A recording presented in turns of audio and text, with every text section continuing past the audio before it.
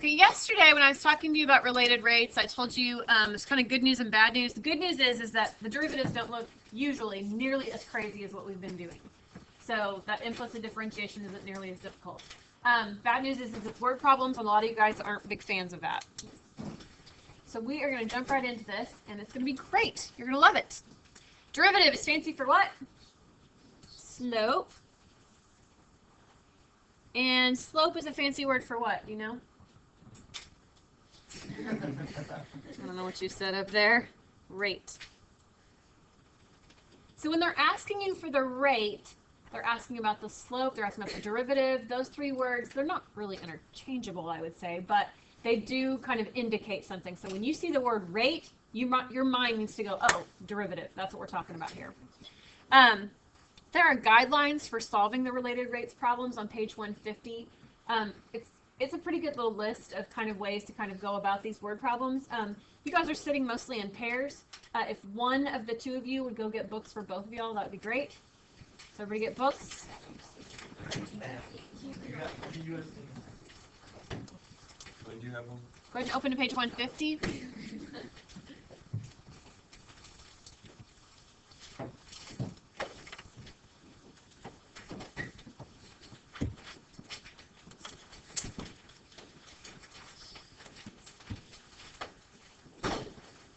The box in the bottom left-hand corner is what we're looking at. Oh, that's nice of you to grab four of them. Page 150, bottom left-hand box.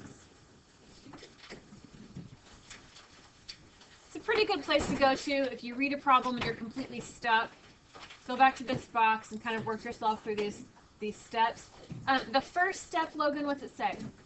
Identify all given quantities and quantities to be determined. Make a sketch and list of quantities. Sketches are helpful.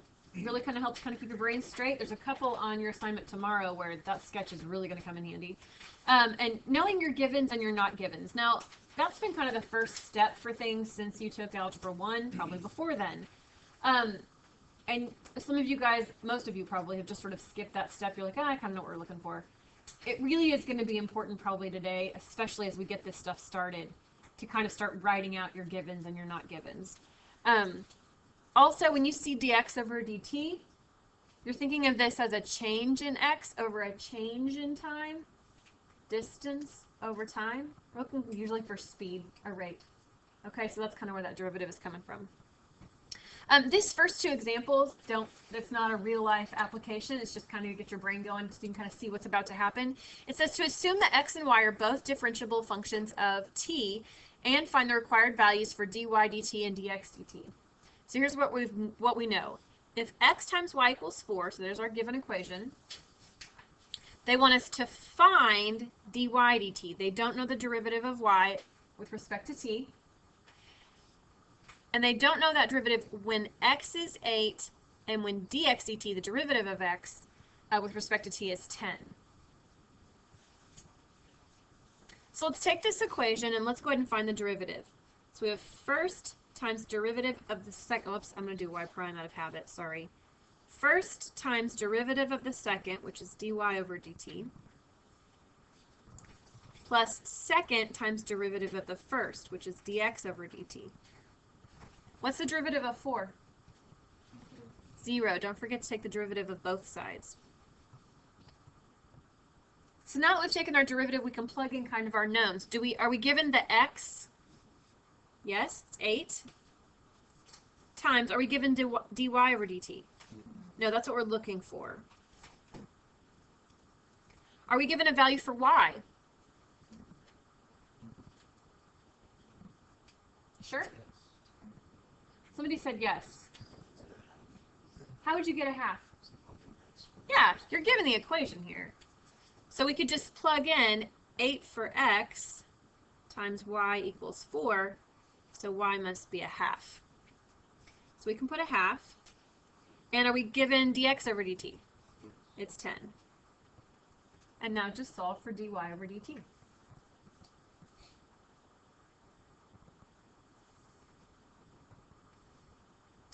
Half of 10 is 5. Subtract it from both sides, and you get negative 5 on the right-hand side. Divide both sides by 8.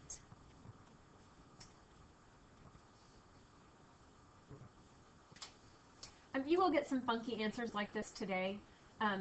Well, less on today's assignment, more on tomorrow's. You'll get some crazy things like -5 over 3 pi. You'll have some crazy things, but that's okay. Life is a little bit messy. Life doesn't usually come out in really beautiful numbers. So that's all right.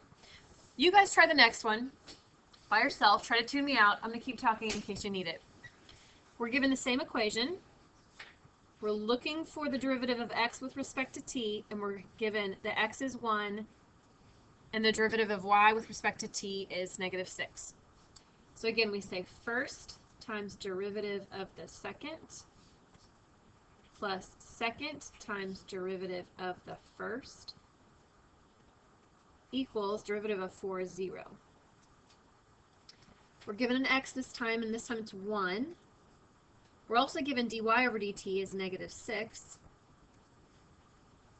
The y value, well, we can plug in 1 for x, and we get y equals 4.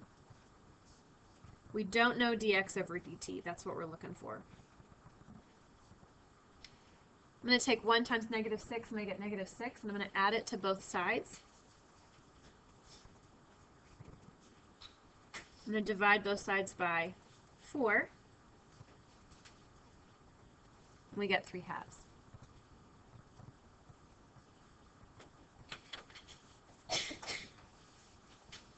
Any questions on either example? Is everyone okay? Okay. Real life stuff. A spherical balloon in first hour told me that this is not a sphere. I am aware of that. It's not a regular sphere. It was a Google image, so sorry. Maybe I should have made that better for you. Use your imagination. It's being filled with air so that when the radius is 2, is the radius always 2? Not if you're filling it with air, but there is a small moment in time when the radius is 2 feet, and it's at that point, it's increasing at a rate. Rate makes you think what? Derivative. So the derivative of that radius, that derivative of r, is 1/6 feet per minute. How fast? What's the speed? What's the rate? What's the derivative? How fast is the volume changing? So we need to know the derivative of volume is what we don't know. Do you guys see how I figured out that I was looking for the derivative of volume at t? That's our unknown. That's what we don't know. Let's see what our other givens are. We know that, let's see, we are given an equation here, the volume of a sphere. And we know that when, and I'm going to use the word when. I'm not going to write r equals 2 because the radius is not always 2. But when r is 2, the derivative of that, the rate that it's changing, is 1/6 of a foot per minute. So we've got some givens, we've got some not givens. Let's use our volume of a sphere equation.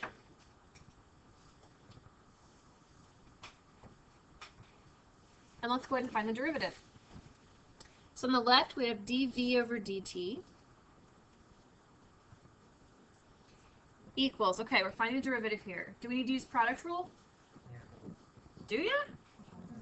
Isn't 4 pi over 3 just a regular old number? Yes, let's just use power rule. 3 times that regular old number is 4 pi. Everybody see where I got that? Times r to the second times dr over dt. Because we're finding a derivative with respect to t. This is an r. So it's chain rule. So we did our power rule, so we found the derivative of the outer function. Now we need the derivative of the inner function, and we don't know it, so we say dr over dt. Question, Logan?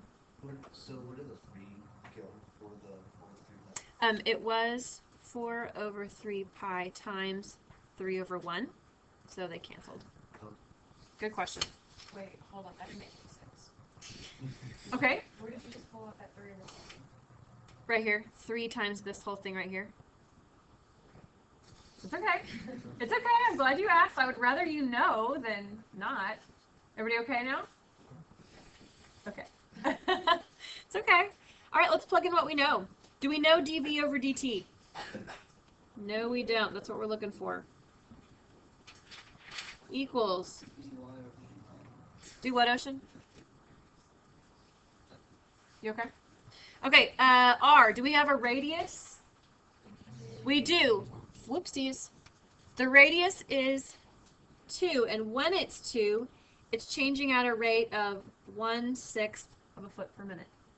So I replace dr over dt with our 1/6. And now you just do the math.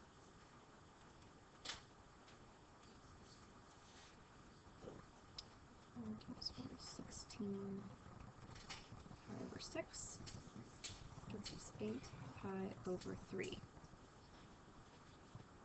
Now with these related rates, I will count off for sure for no label. Because I want to make sure you know what in the world you're talking about. 8 pi over 3. Do you know what the label is?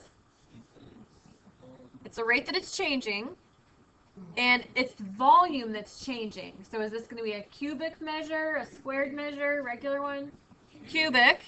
And it looks like we're dealing with feet per minute.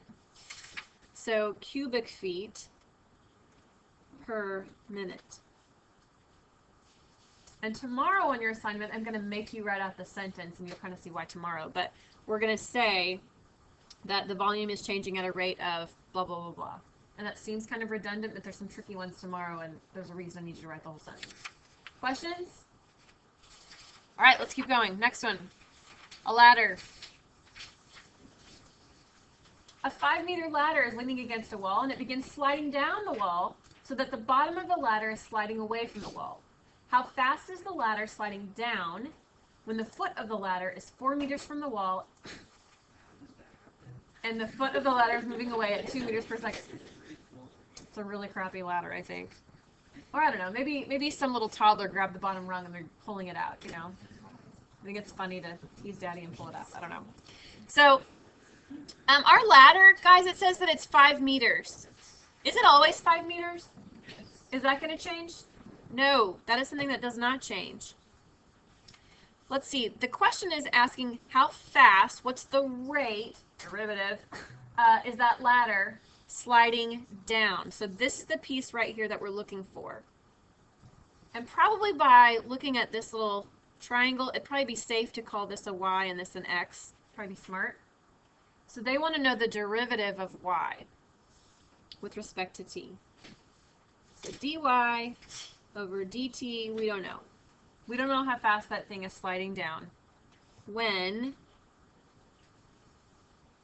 it says that when the foot of the ladder is 4 meters from, oh wait, hang on.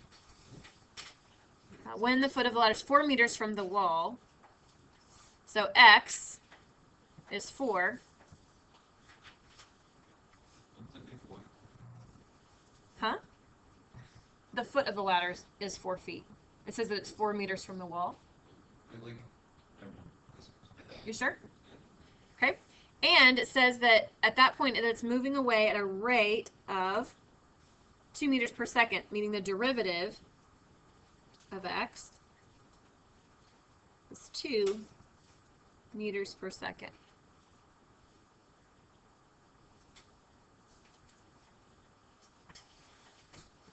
Tricky thing about this one is they didn't give us any equations. Do we have one? What is it? What do you know about right triangles and these sides and the hypotenuse? Yeah, there we go. So we know that x squared plus y squared equals the length of the ladder squared, right? What is the length of the ladder squared? 25. Now, it is okay to plug the 25 in now, but we cannot plug in the 4. Do you know why? Yeah, it's not always 4. That toddler has grabbed the bottom rung and he's pulling it out. And so this distance is not always 4. But this ladder is always 5 meters long. So that's why we can plug this in now. Now we do the derivative. So we have 2x times dx over dt plus 2y times dy over dt equals derivative of 25 is 0. Now we can plug in our givens. 2 times, they want to know what happens when x is 4, and we know that the rate is 2 meters per second right there, plus 2 times, do we know why? Do ya? If x is 4 and the ladder is 5, what's this side? It's a 3, 4, 5 triangle. So y is 3, and we know that what we're looking for is the dy over dt. Now just use math or algebra and get your dy dt by itself. And that's 16, so I'm going to subtract 16 from both sides.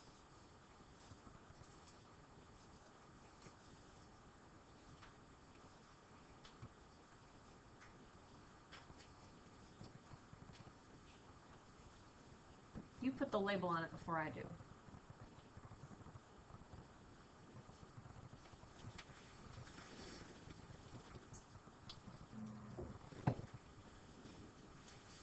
What is that label?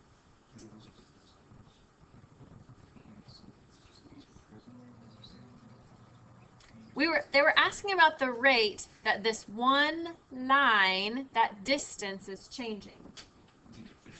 It'd just be meters per second. Yeah, it's just a linear kind of speed right there. Now, does it make sense that it's negative? Yes. Sort of.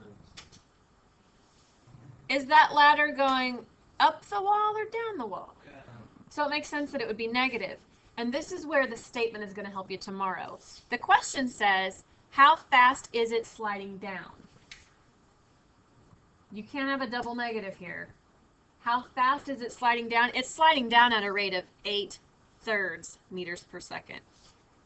That's the actual answer. We got negative because it was sliding down, but because the question says, how fast is it sliding down? This is the speed that it's sliding, or the rate that it's sliding down.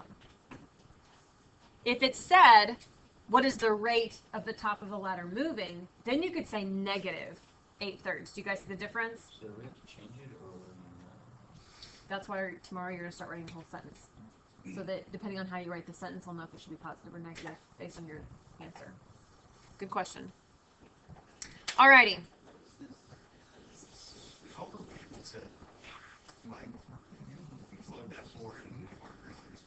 Because this distance changes, it's not always 4.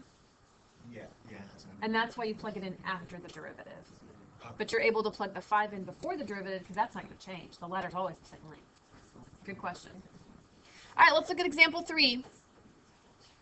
Water is poured into a conical cistern at the rate of 8 cubic feet per minute. The height of the cistern is 12 feet. Radius of the opening is 6 feet. How fast is the water level rising when the water is 4 feet deep? It's too many feet. It's a lot. They've kind of started a picture for you. You've got water being poured in, and as that water's poured in, the water level rises and this volume changes, right? Let me say it again because I want you to connect it to the math piece. Water's going in, ocean, and as water goes in, it starts to fill up, right?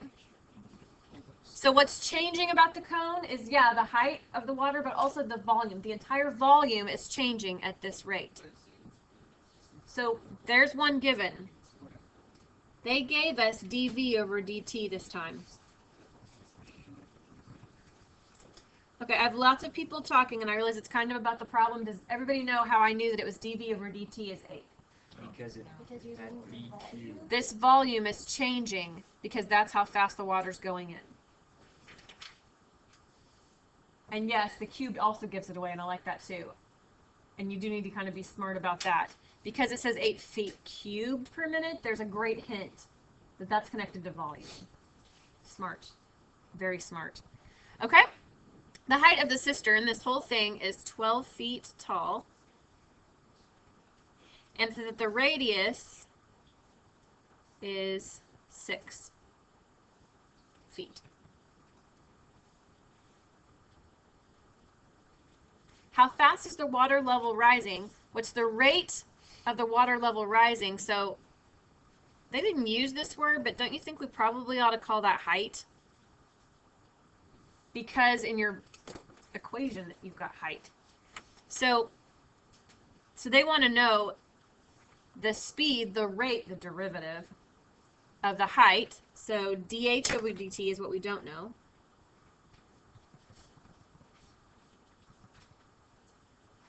When the water is 4 feet deep.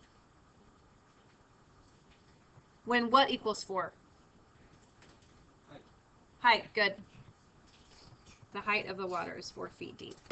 So you kind of have to push yourself through some words a little bit. So that's 4. Okay, here's another thing, is we're about to use this equation right here. And there's an r in there. They didn't tell me anything really about r or the derivative of r. Other than, originally, it's 6. So, we're going to have to figure that out here in a second. Let's see here. We've got volume of a cone.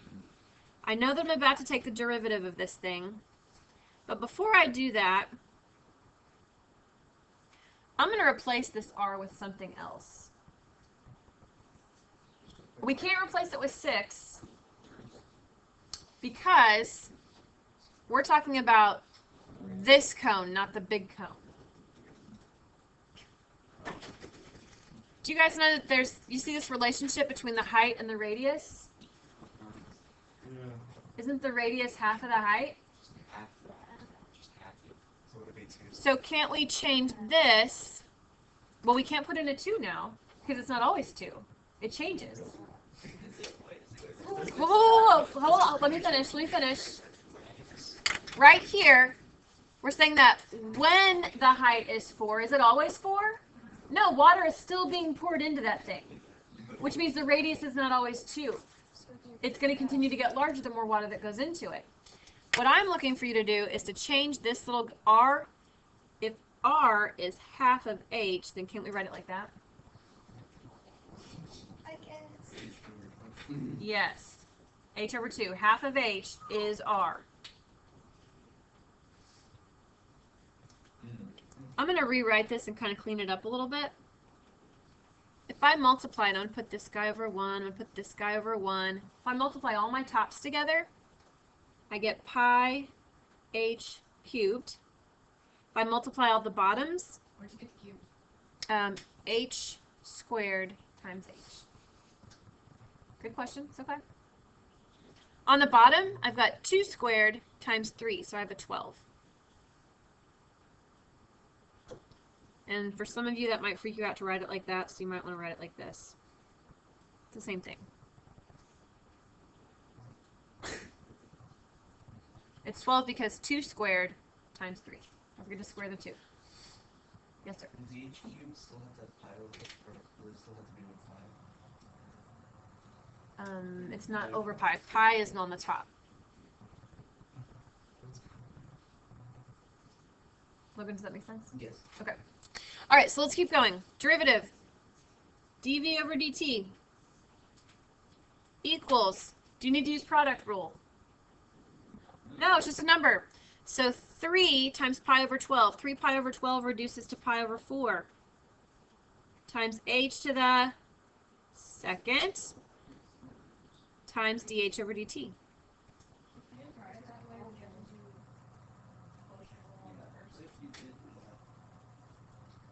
I mean, hopefully you would recognize that that's just a number on the bottom. Yeah, totally. It would. All right, now we can put in our givens because we found our derivative. Do we know dv over dt? Yes. It's 8. Why did 12 reduce to 4? Because 3 times this guy is 3 pi over 12, so it reduces to pi over 4. So now we have pi over 4 times, now do we have a height we're looking for here? That we have? Actually, do we have a height? It's 4, that's the one that they gave us. Times, when the height is 4, what's the derivative of that height? We don't know. We don't know. That's what we're looking for. And that's why it's good to write everything at the top up here, kind of as you read it, so that you don't have to think so hard once you get down to this place. And now we just solve for dh over dt.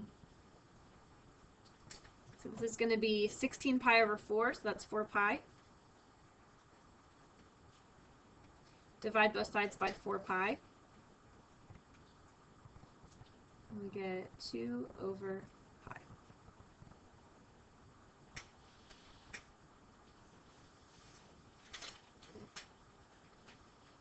Two over pi what? What's the label?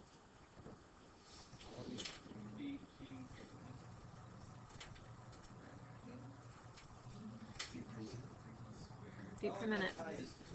Right, we're just looking at height, so it's changing at a rate of 2 over pi feet per minute.